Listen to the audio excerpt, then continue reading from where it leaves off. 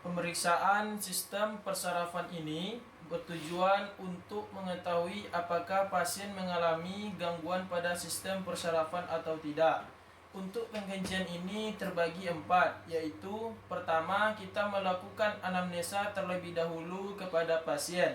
Yang kedua, kita melakukan pengkajian GCS atau tingkat kesadaran pada pasien. Yang ketiga, kita melakukan pengkajian dan rangsang mineal pasien. Dan yang keempat, kita melakukan pengkajian pada saraf kranial pasien. Yang pertama yaitu anamnesa. Yang pertama kita tanya adalah identitas klien, keluhan sekarang, riwayat penyakit terdahulu dan riwayat penyakit keluarganya. Yang kedua yaitu pengkajian GCS atau tingkat kesadaran. Pada pengkajian ini ada 5 tahap, yaitu memanggil pasien dengan suara yang keras, kemudian memanggil pasien dengan rangsangan yang ringan, kemudian memanggil pasien dengan rangsangan yang kuat, kemudian memanggil pasien dengan rangsangan nyeri. Kemudian yang 5 ini dapat diukur dengan 6 cara, yaitu dengan yang pertama 1 kompas metis. Kompas metis ini untuk pasien normal sadar penuh akan sekeliling. Yang kedua apatis, yaitu pasien sadar penuh tapi kurang berespon dengan lingkungan sekitar. Yang ketiga ada somnolen atau letargi, yaitu pasien mengantuk tetapi dapat mengikuti perintah sederhana ketika dirangsang. Yang keempat ada stupor, yaitu pasien diam, kelihatan tidur, sulit dibangunkan, dapat mengikuti perintah sederhana atau berbicara satu kata. Yang kelima sporokom, yaitu tidak mengikuti perintah atau inkoheren. Yang keenam koma, yaitu pasien tidak sadar, tidak ada respon terhadap rangsangan nyeri atau verbal. Assalamualaikum warahmatullahi wabarakatuh. Perkenalkan, saya Muhammad Alwari dari kelompok 3 A2091 dengan NIM 19111062. Kali ini saya akan membuat video tentang pemeriksaan sistem persarafan pada klien untuk memenuhi ujian skelet keperawatan medikal bedah 3. Baik, langsung saja kita orientasikan. Selamat pagi Bapak. Ya, pagi. Perkenalkan, saya perawat Alwari yang dinas pada pagi hari ini. Kalau boleh tahu saya berbicara dengan Bapak siapa? Saya Ipan. Pak Ipan ya Pak ya. Baik Pak, kali ini kita akan melakukan pemeriksaan sistem persarafan pada Bapak. Ya. Nanti ada beberapa langkah pemeriksaan yang kita lakukan, di mana tujuannya adalah untuk mengetahui apakah ada gangguan sistem persarafan pada Bapak. Ya. Untuk waktunya 10-15 menit ke depan. Nanti posisinya Bapak berbaring dan di sini saja Pak. Ya. Sebelum itu apakah Bapak bersedia? Ya, bersedia. Baik Pak, saya posisikan Bapak berbaring seperti ini ya Pak ya. Ya. Apakah Bapak sudah merasa nyaman? Sudah. Baik Pak ya, kalau sudah merasa nyaman, pemeriksaan pertama yaitu dinamakan pemeriksaan mineal Pak ya. Pemeriksaan mineal ini terdiri ada 4 juga ya Pak ya. Yang pertama adalah kaku duduk. Baik Pak, saya posisikan tangan saya di bawah kepala Bapak seperti ini. Kemudian saya letakkan di atas dada Bapak. Coba fleksikan kepala Bapak yang seperti ini, jadi tidak bisa menyentuh dada ya Pak ya. Berarti Bapak negatif kaku duduk. Kaku duduk ini tindakannya sama dengan berhenti 1 ya Pak ya. Kemudian tindakan yang kedua yaitu adalah Liseksan ya Pak ya. Liseksan dengan saya akan mengangkat kaki Bapak 70 derajat. Nanti Bapak katakan nyeri atau tidak ya Pak ya. Oke, Pak, saya angkat kakinya Pak. Jadi Pak? Tidak. Jadi Pak? Tidak. Bagus ya Pak ya, berarti normal Pak ya. Kemudian ada connection Pak ya, saya angkat lagi Pak 90 derajat. Nyeri Pak? Tidak. Tidak Pak ya. Berarti normal ya Pak ya. Kemudian yang terakhir adalah Bulzenki 2. Saya angkat kaki Bapak 130 derajat ya Pak ya. Kemudian saya tengok ekspresi wajah Bapak, apakah Bapak merasa nyeri atau tidak ya Pak ya. Ya. Permisi Pak ya. Ya. Nyeri Pak? Tidak. Kemudian saya kedua pada bagian panggulnya Pak ya. Nyeri Pak? Tidak. Tidak ya. Baik, untuk ini pemeriksaannya itu normal ya Pak ya. Ya. Baik Bapak, pengajian yang kedua yang kita lakukan adalah pengajian saraf kranial, di mana pada pengajian ini tujuannya untuk mendeteksi apakah ada gangguan penciuman pada Bapak, penciuman ya. Sebelum itu Pak, bersihkan hidungnya terlebih dahulu. Bisa ya, pencium ya, bagus ya Pak ya. Jadi Pak, di sini Bapak boleh buka maskernya, tutup matanya Pak. Di sini nanti saya coba dekatkan ke Bapak dan tolong katakan bau apa ya Pak ya. Tutup hidungnya sebelah Pak. Pak. Apa? Telon. Betul Pak, betul. Ini Pak. Vakum ya. Betul. Ini Pak. Kopi. Kopi ya Pak. Terakhir Pak ya. Ini teh. Teh. Baik Bapak, saya akan buka. Setelah pemeriksaan kita lakukan Pak, untuk indera penciuman, pemeriksaan pengkajian saraf kranial Bapak ini normal Pak ya. Baik Pak, selanjutnya yaitu kita lakukan pengkajian kranial 2 menggunakan Snellen card. Nanti saya arahkan Bapak, nanti kita berdiri ya Pak ya untuk melakukannya. Apakah Bapak bersedia? Ya. Baik Pak, langsung saja kita tindakan yang pertama yaitu Pak ya, untuk penglihatan. Saya memposisikan jarak Bapak dulu dari Snellen card ini yaitu 6 meter Pak ya. Iya. Kira-kira 6 meter, dan ini harus sejajar dengan mata Bapak ya Pak ya. Sudah sejajar Pak? Sudah. Di sini saya sudah mempunyai Snellen card dan beberapa huruf. Nanti saya arahkan Bapak untuk melihat ini. Kemudian Bapak menjawab huruf apa yang saya tunjuk. Sampai di sini Bapak paham? Ya, paham. Jadi ya, tutup mata Bapak menggunakan tangan. Mata sebelah kiri dulu Pak untuk menggunakan kanan. Ya seperti itu Pak. Ini huruf apa Pak? E. Ini Pak. N. Ini. Z. Ini Pak. Y. Ini. L. Ini. T. Ini Pak. U. U. Betul Pak. Ini huruf apa? F. Ini huruf apa? Ini. P. Ini huruf apa Pak? F. Ini.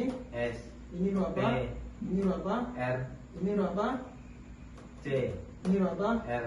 Baik Pak, mata sebelah kiri lagi Pak, tutup mata sebelah kanannya. Iya betul Pak, seperti itu. Ini huruf apa Pak? E. Ini, N. ini, Z. ini Pak. Y. Ini. L. F. T. Ini. Betul Pak. C. Betul sekali Pak. Ini Pak. S. Baik Pak. Jadi sudah selesai Pak. Jadi untuk penglihatan Bapak itu normal Pak ya. Kenapa normal? Karena Bapak bisa menjawab sampai dengan baris ke-6. Baik Pak, selanjutnya yaitu kita lakukan pemeriksaan papil ya Pak ya. Nanti saya akan melihat mata Bapak menggunakan alat ini. Nanti Bapak bisa melihat ke saya lakukan pemeriksaannya Pak ya. Apakah ada eksudat pada mata Bapak? Tentunya tidak ada Pak. Kemudian apakah ada pendarahan ataupun risiko-risiko diabetes yang mengganggu gangguan psikolog Bapak? Kita tengok ya Pak ya. Sepertinya tidak ada ya. Baik Bapak, selanjutnya yaitu kita akan lakukan pemeriksaan persarapan kranial 4 ya Pak ya. Ini pada mata Bapak juga Pak ya. Di sini saya mempunyai benda Pak, nanti ikuti saja arah benda ini dengan mata Bapak ya Pak ya. Seperti ini Pak, ikuti. Baik Pak ya, selanjutnya saya akan memeriksa pupil mata Bapak ya Pak ya. Permisi Pak ya. Selesai ya Pak ya. Kemudian saya akan periksa kelopak mata Bapak. Baik, setelah pemeriksaan saya lakukan ini normal ya Pak ya. Pak, selanjutnya kita akan melakukan pemeriksaan pengkajian saraf kranial 5 ya Pak ya. Ini kita akan pemeriksaan sensorik dan motorik ya Pak ya. Untuk pemeriksaan sensorik itu pada rahang Bapak, nanti Bapak gerakkan rahang Bapak, nanti akan saya tahan bagaimana kekuatan rahang Bapak ya Pak ya. Baik Pak ya, seperti ini gerakkan Pak.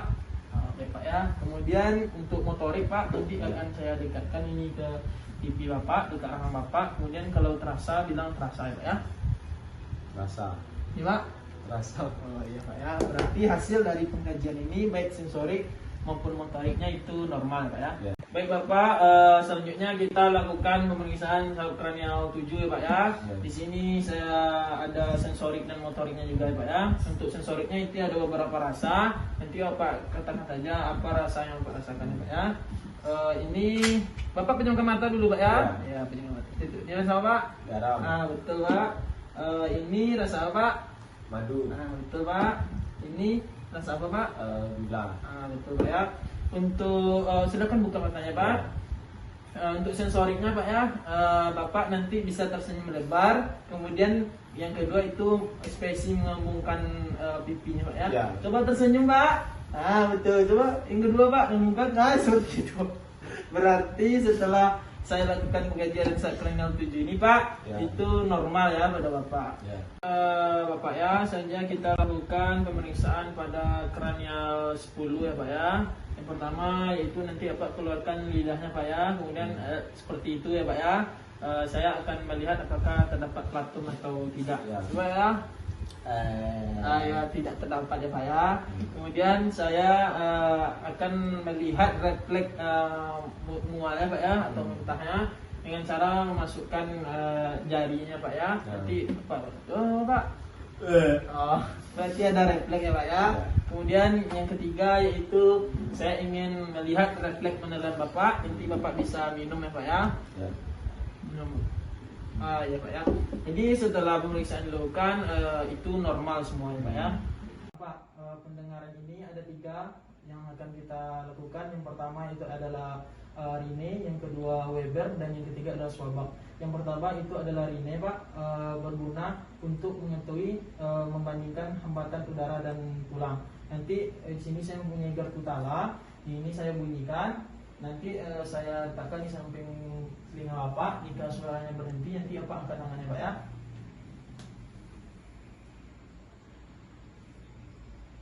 Baik Pak ya, normal Pak ya. Yang kedua itu ada Weber Pak, berguna untuk membedakan tuli konduktif dan resonannya. Nanti di sini saya garpu talanya saya bunyikan, saya letakkan di atas ubun-ubun Bapak. Kemudian Bapak rasakan apakah bunyi kiri dan kanannya sama. Jika sama, katakan sama ya Pak ya.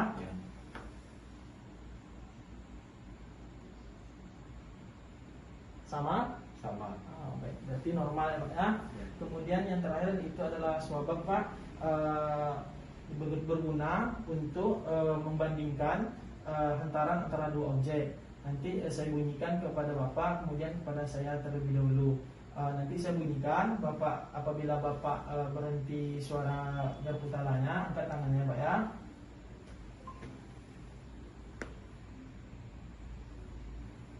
Baik Pak, saya dengarkan apa ya? Ya berhenti. Kemudian saya lagi ya Pak ya.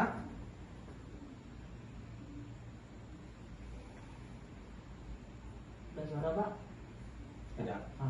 Berarti untuk pendengaran Bapak itu normal ya Bapak ya. Selanjutnya Pak ya, kita pemeriksaan pada kranial 11 Bapak ya Pak ya. Di sini nanti saya akan letakkan tangan di sebelah kiri Bapak. Kemudian Bapak lawan Pak ya. Itu Pak, kemudian di kanannya lawan Pak ya, seperti itu. Kemudian tangannya Pak seperti ini. Saya tekan lawan Pak ya.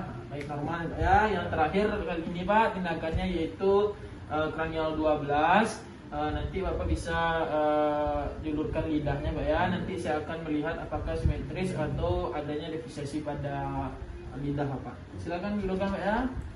Kita tengok ya, julurkan lidahnya Pak, keluar seperti itu Pak ya. Ya, berarti normal ya Pak ya. Baik, alhamdulillah Pak, sudah selesai pemeriksaan sistem persarapan dari langkah awal sampai dengan selesai. Untuk hasilnya itu normal Pak ya, alhamdulillah Pak. Sampai di sini apakah ada yang ingin Bapak tanyakan? Tidak. Tidak ada Pak. Baik, kalau gitu saya pamit Pak. Terima kasih atas waktunya. Assalamualaikum warahmatullahi wabarakatuh. Waalaikumsalam.